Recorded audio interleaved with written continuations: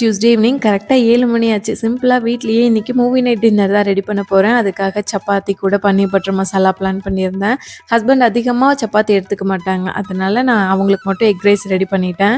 நான் வீட்டில் ரீசெண்டாக அரைச்சது தான் இந்த நேந்திர வாழைக்காய் பொடி. அதையும் 2 டேபிள் ஸ்பூன் போட்டு மாவு வந்து திரட்டி வச்சாச்சு. பன்னீர் பட்டர் மசாலா ரெடி பண்ணுறதுக்கு ஒரு கடாயில் எண்ணெய் பட்டர் விட்டு கட் பண்ண வெங்காயம் தக்காளி தனித்தனியாக வதக்கி எடுத்துக்கணும். இது கூட முந்திரி இருந்தாலும் ஆட் பண்ணிக்கோங்க. டேஸ்ட்டு ரொம்ப நல்லாயிருக்கும், பார்க்குறக்கு க்ரீமியாகவும் இருக்கும். அதே கடாயில் கொஞ்சம் பட்டர் சேர்த்துட்டு கட் பண்ண பன்னீரையும் நல்லா வதக்கி எடுத்துக்கலாம்.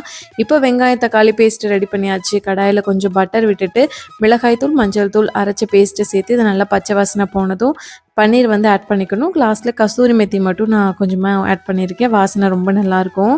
மாவு திரட்டி வச்சுருந்தா இப்போ நல்லா ஊறி இருக்கும். சப்பாத்தி வந்து ரெடி பண்ணுறதுக்கு தேய்ச்சி எடுத்தாச்சு. கல் சூடானதும் ஒவ்வொரு சப்பாத்தியாக போட்டு ரெடி பண்ணி வச்சுட்டேன். அதுக்கு பன்னீர் பட்டர் மசாலாவும் ரெடி. லாஸ்ட் ஒன் பார்த்திங்கன்னா ஹஸ்பண்டுக்காக எக் ரைஸ். எங்கள் வீட்டில் ஒவ்வொருத்தருக்கும் ஒரு விதமான டேஸ்ட் இருக்கும். எனக்கு வந்துட்டு சப்பாத்தி பிடிச்சா என் பையனுக்கு பூரி பிடிக்கும். ஹஸ்பண்டுக்கு ரெண்டுமே பிடிக்காது, ரைஸ் தான் கேட்பாங்க. ஒவ்வொரு டைம் சமைக்கும் போது அவங்களுக்கு பிடிச்ச மாதிரி ஏதாவது ஒன்று செஞ்சு கொடுக்குற மாதிரி தான் இருக்கும். உங்கள் வீட்டில் இப்படி தானே மறக்காமல் கமெண்ட்ஸில் ஷேர் பண்ணுங்கள். அன்றைக்கி நைட்டு சூப்பராக ஒரு ஹாரர் மூவி போட்டு டின்னர் முடிச்சிட்டோம்.